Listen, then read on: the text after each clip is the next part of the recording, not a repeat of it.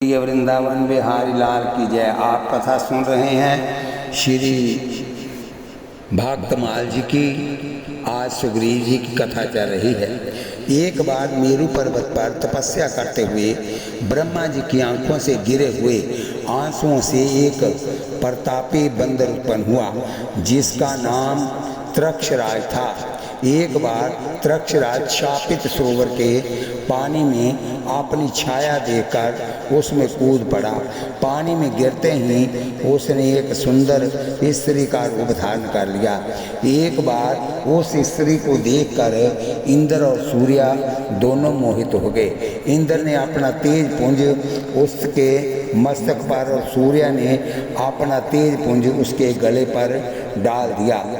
इस प्रकार उस स्त्री को इंद्र के तेज पुंज से बाली और सूर्य के तेज पुंज से सुग्रीव नामक दो वानर उत्पन्न हुए। उनके कुछ दिनों बाद उस स्त्री ने पुनः अपना पूर्व रूप धारण कर लिया। ब्रह्मा जी की आज्ञा से उसके पुत्र किशिकंदा में राज्य करने लगे। कालांतर में इन दोनों भाइयों में विरोध हो गया। विरोध का कारण ये बना कि एक दिन आधी रात को मायावी नामक असुर के ललकारने पर महाबली बाली ने उनका पीछा किया। सुग्रीव भी भ्रातृ स्नेहवश संग संग लग गए। वह दैत्य भागकर एक गुफा में घुस गया। बाली ने सुग्रीव से कहा कि परिखेऊ मोही एक पखवारा, नहीं आवो तब जाने सु मारा, और स्वयं गुफा में प्रवेश कर गया। सुग्रीव 1 महीने तक गुहा द्वार पर उपस्थित रहे। अंत में क्या देखे कि रक्त की एक बड़ी धारा उस गुफा से निकल रही है। उसमें बाली के रोम समूह देखकर सुग्रीव ने अनुमान किया कि बाली का ही वध हुआ है। ऐसा सोचकर गुहा का द्वार एक शिला से बंद कर वह किशिकंदा वापस लौट आए।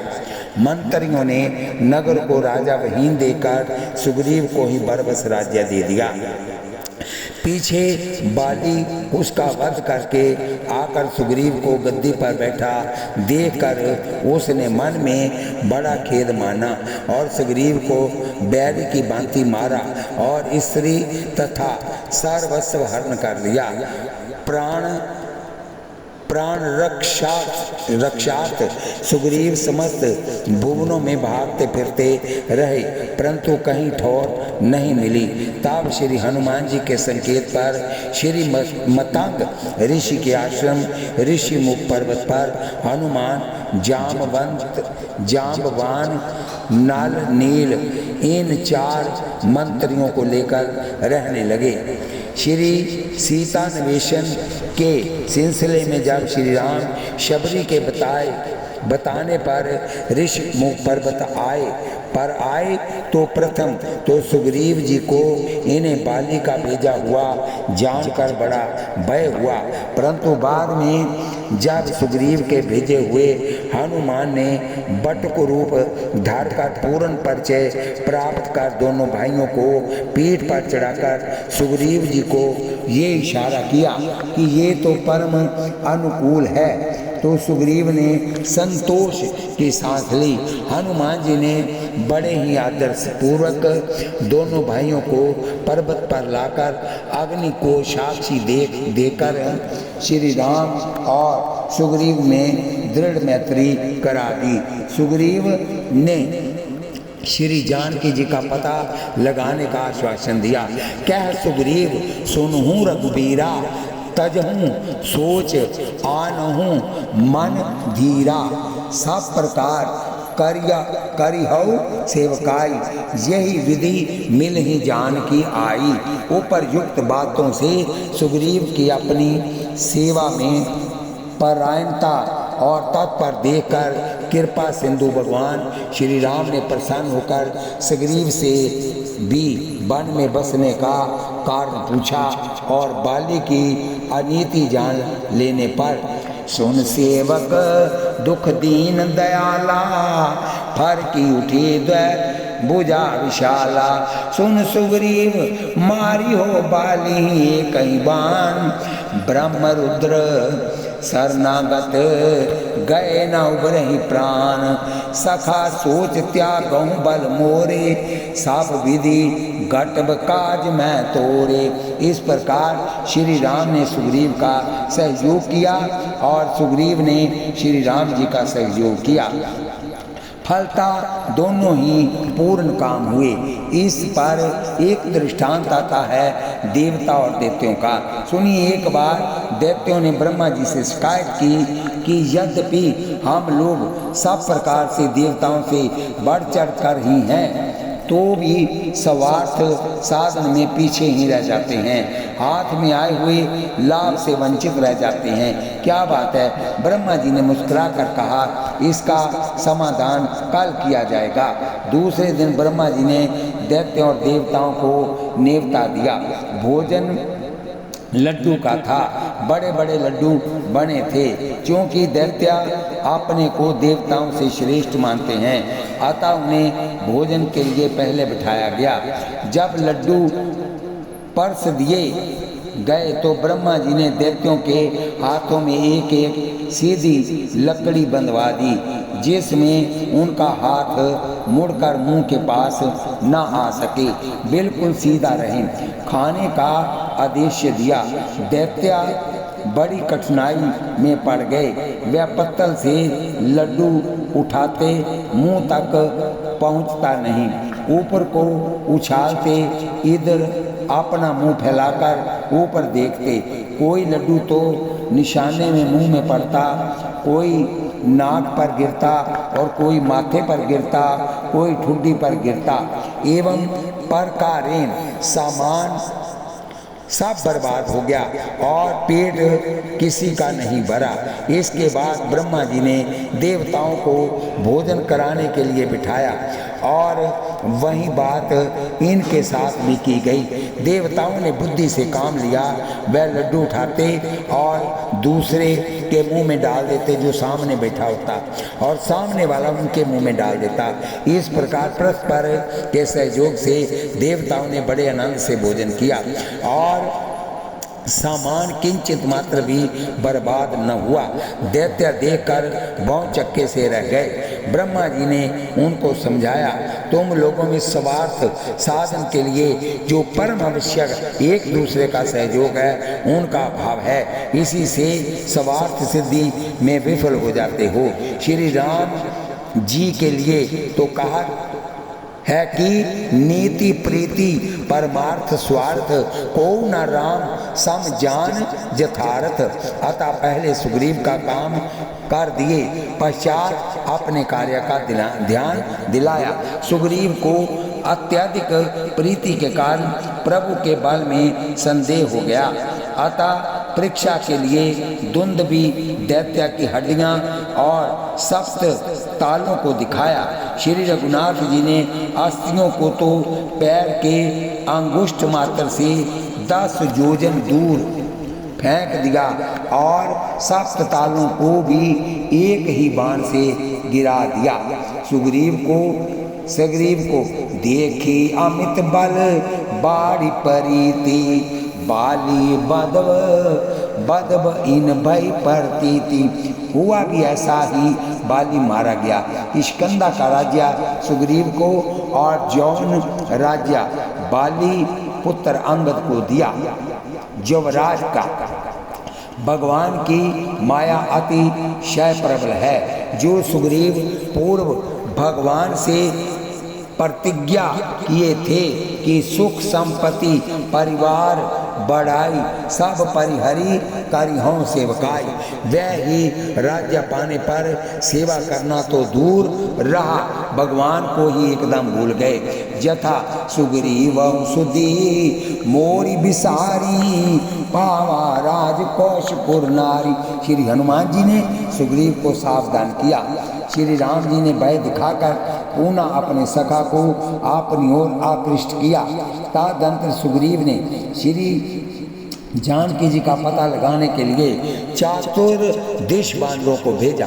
पता लगाने पर सुग्रीव आज संख्या बानर भालुओं को साथ लेकर श्री राम के संग लंका पर चढ़ गए। जिस समय श्री राम सुबेल शहर पर सेना सहित उतरे और राक्षेंद्र रावण अपने महल में बैठा बैठा नृत्य गान का अखाड़ा देख रहा था। सुग्रीव जी वीर रसा वेश में उछलकर रावण के यहाँ पहुंचकर घोर संग्राम करते हैं और रावण को नीचा दिखाकर पुनः विजयोल्लास में भरे हुए प्रभु के श्री चरणों में आ विराजते हैं। युद्ध में भी सुग्रीव ने अद्भुत पराक्रम दिखाया।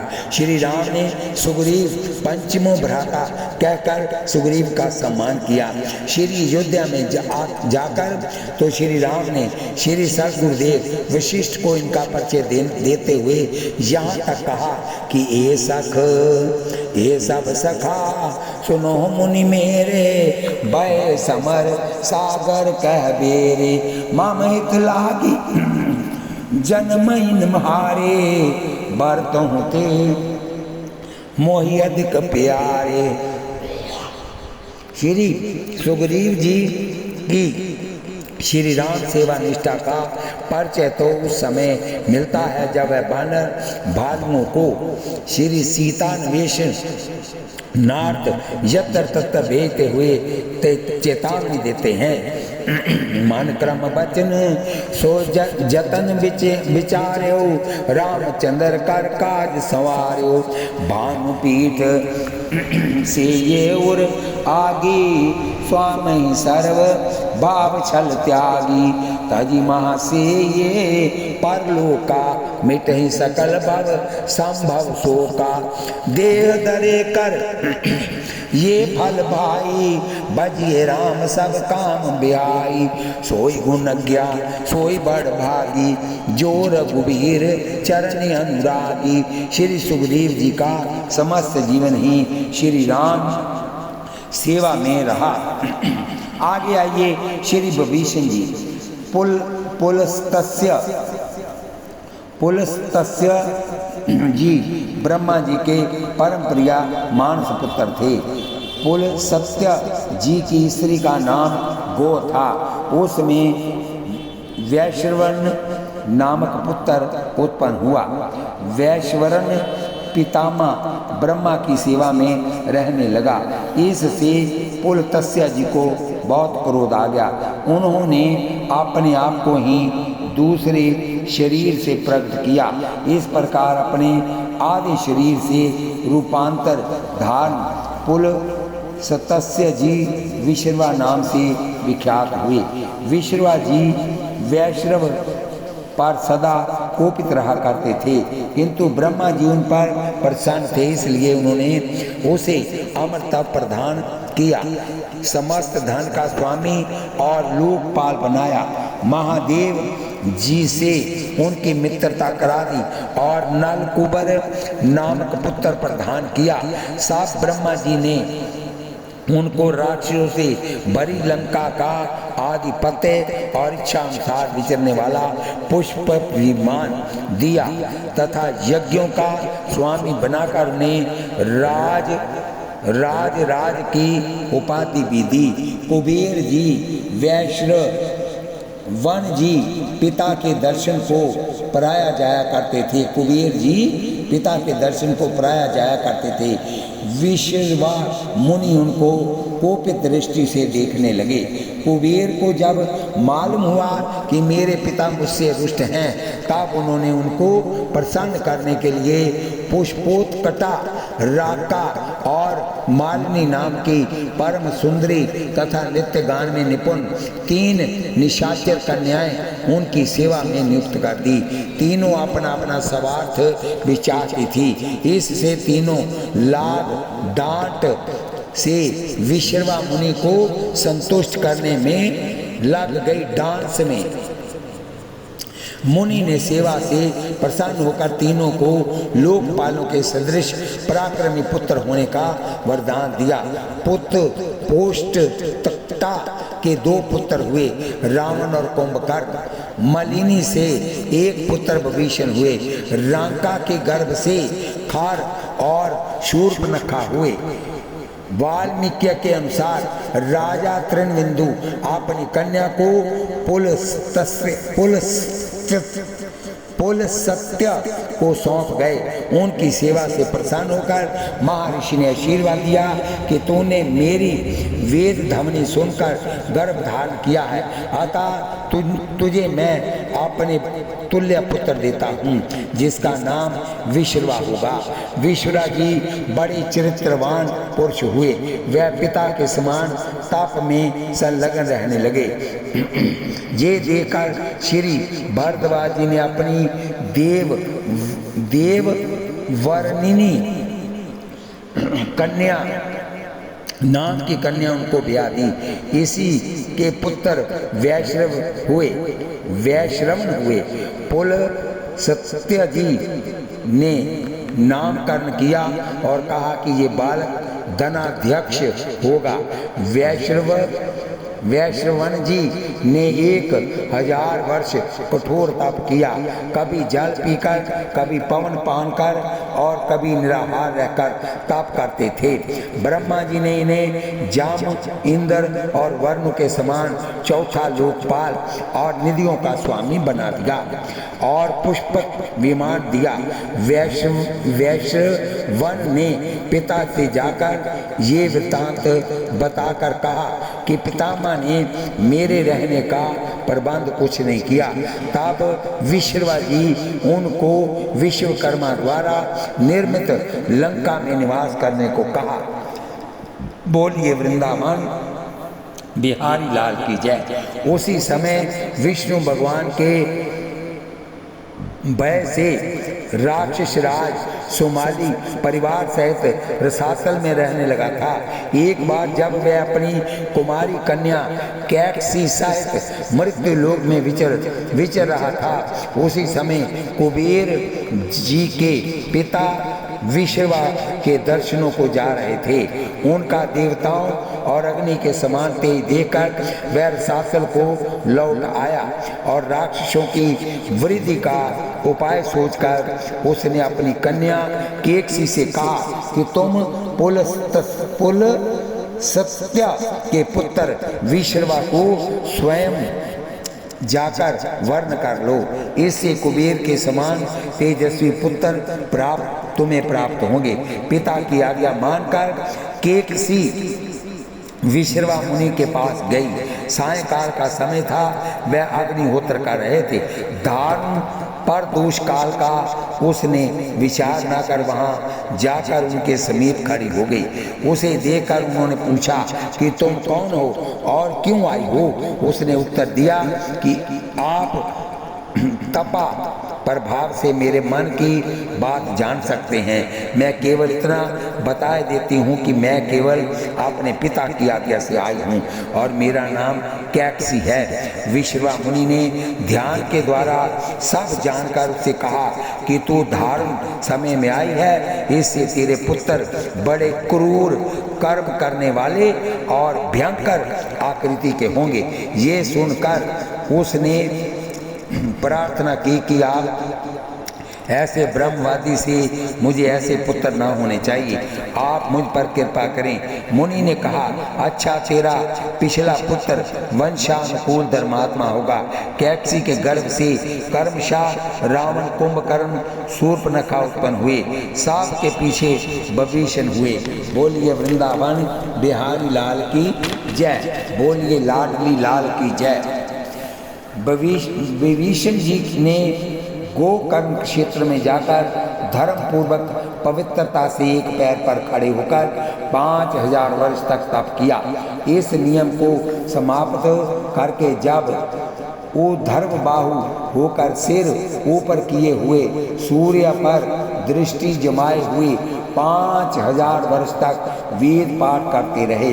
इस तरह 10,000 वर्ष तप करने पर ब्रह्मा जी ने संतुष्ट होकर इनके समीप आकर वर मांगने को कहा, तो उन्होंने भगवान के श्री चरण कमलों में निश्चल प्रेम मांगा।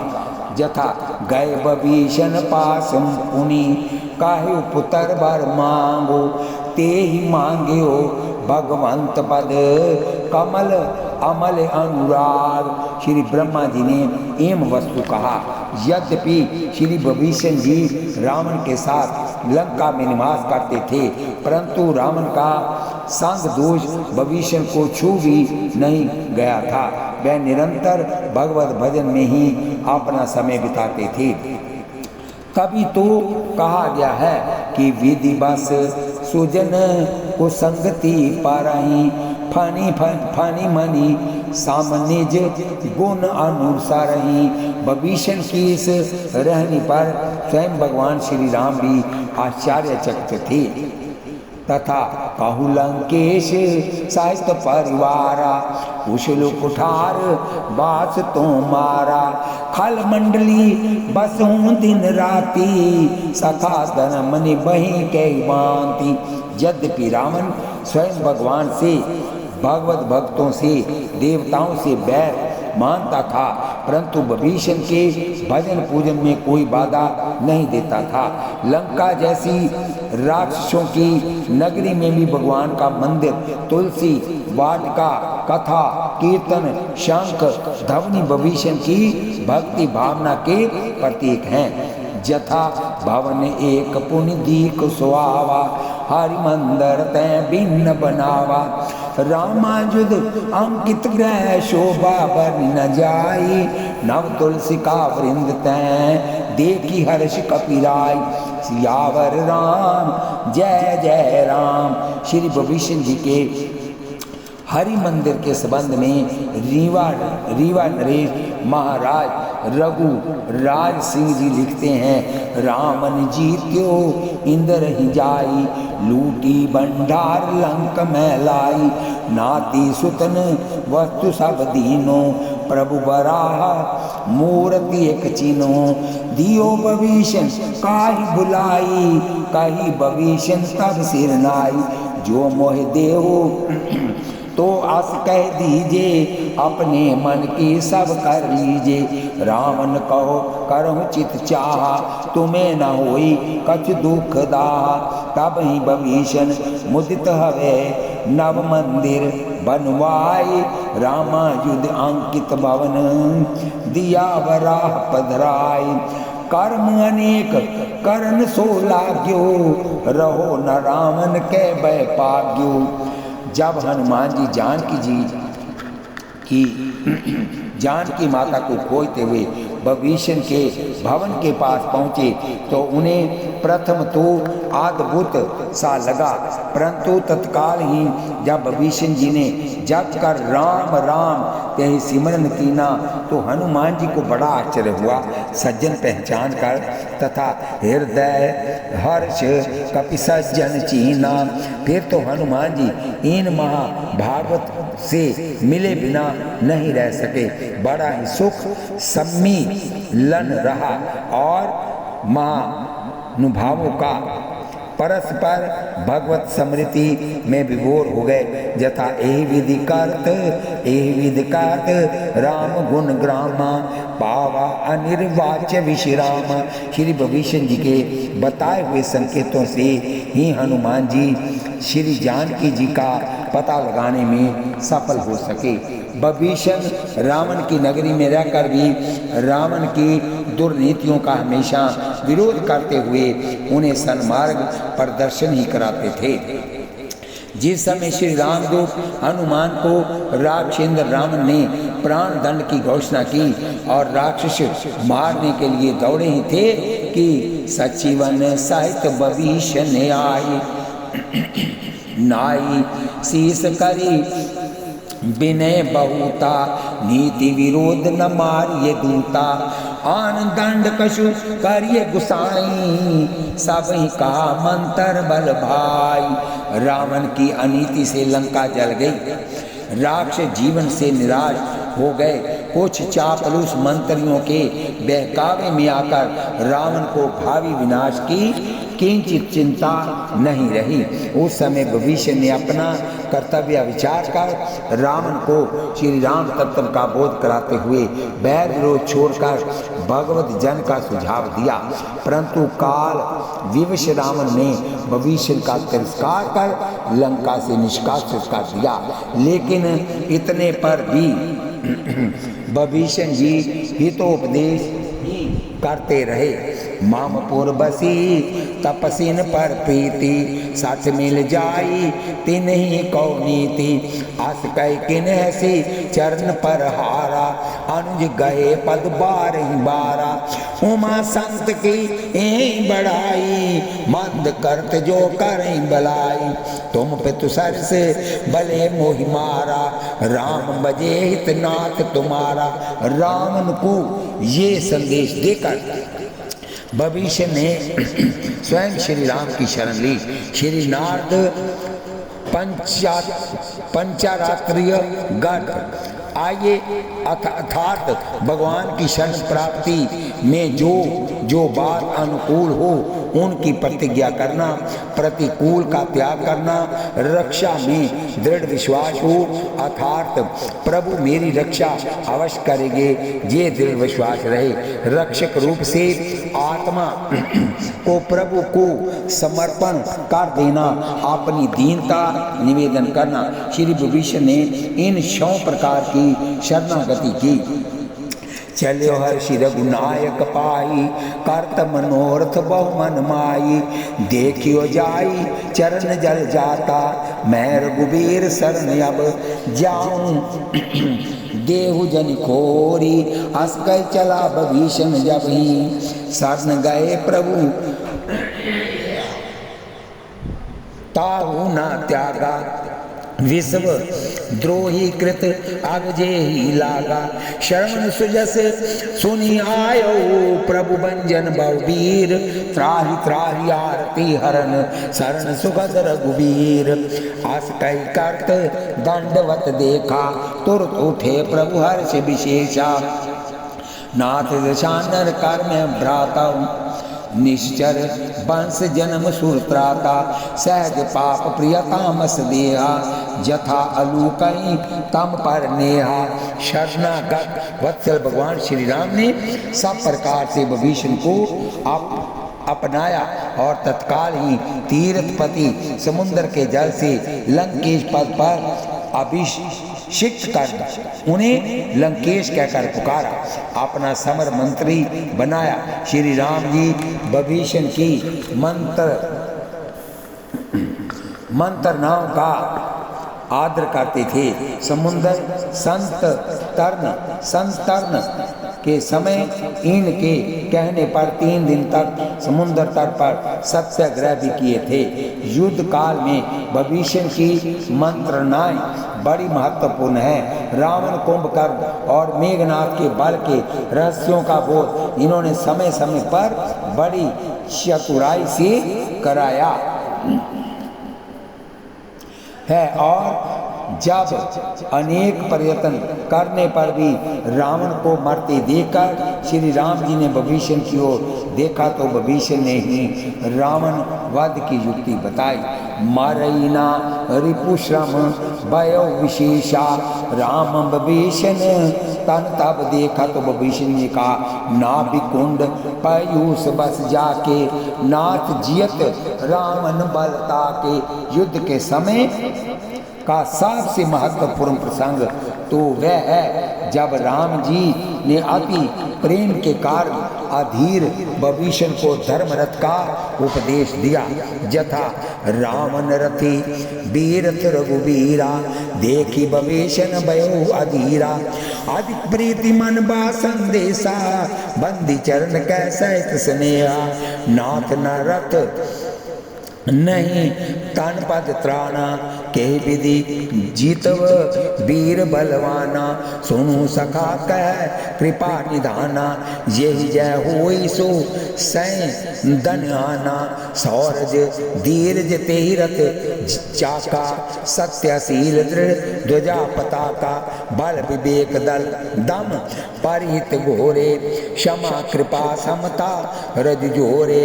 ईश भजनु सारथी सुजाना, वीरति चरम संतोष कृपाना।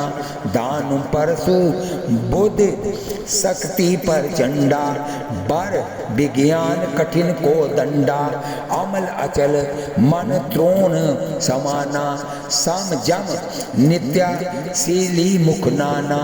कवच अभेद विपर गुरु पूजा, ए सम विजय उपाय न दूजा। सखा धर्म में असरथ जाके, जीतन कहना कतहूँ रिपुता के। महा अजय संसार रिपु, जीत सके सो वीर। जाके असरथ होई दृढ़, सुनु सखा मति धीर। सुनि प्रभु बचन बभीषण, हर्षि गए पद कंज। एहि मिस मोहि उपदेश हो, राम कृपा सुख पुंज सियावर राम। जय जय राम। विजय श्री राम की हुई, लंकादि पति विभीषण बने। सर्व सर्व सब सर सब श्री राम को सौंपा। श्री राम ने सर्वोत्तो भवेन विभीषण को अपना करके माना। श्री राम के साथ विभीषण भी अयोध्या आए। श्री मद्राग देवेंद्र आनंद कंद कौशल चंद्र श्री राम जी का राज्याभिषेक हो जाने पर प्रभु से बहुत बहुत प्यार पाकर जब विदा होने लगे तो उन्हें विरहा व्याप गया। तब श्री राम ने अपने कुल देवता श्री रंग जी को देकर कहा कि आराध्या जगन्नाथ ईश्वा को कुल देव तुम इनकी आराधना करना, परंतु मार्ग में कहीं रखना नहीं। पृथ्वी पर रख दोगे तो ये फिर वहाँ से उठेंगे नहीं। विभीषण जी कावेरी तट पर चंदर पुष्करणी क्षेत्र में पहुँचे तो उन्हें लघु शंका लगी। तब उन्होंने श्री ठाकुर जी का विमान वहाँ रख दिया। फलस्वरूप विमान वहाँ से ना उठा। तब विभीषण जी ने भगवान की बहुत अन्य विनय की तो भगवान ने आज्ञा करी कि थापो मोहि कावेरी तीरा, निज पूजन आवो मति धीरा। जो हमको लंक कहीं ले जाऊं तो एक तुम ही दर्शन पैऊं। कलि में जो सम मम दर्शन करिए, बिन प्रयास भव सागर तरिए। भरत खंड जन लंक न जय है, तो कही विधि मम दर्शन पे है। ताते करूं जगति उपकारा, यह थल मंदिर रचूं उधारा। रंगनाथ के वचन सुनी हर्षि निशाचर पाल। विश्वकर्मा को ते थलही बुलवायु तत्काल। तुरंत महामंदिर बनवायु, तामे रंगनाथ पधरायु। लंका ते निज पूजन हेतु, आवन लग्यो निशाचर केतु। यही विधि बीती गयो बहुकाला, भयो इहते को नर पाला। रंगनाथ के मंदिर माय, राखो को एक पूजन काई। सो पूजत आंगनिक राती, उल्टी लख्यो चरण की पांति। एक एक पद एक इस करके रे, तेही अचरज लाग्यो दृग हेरे।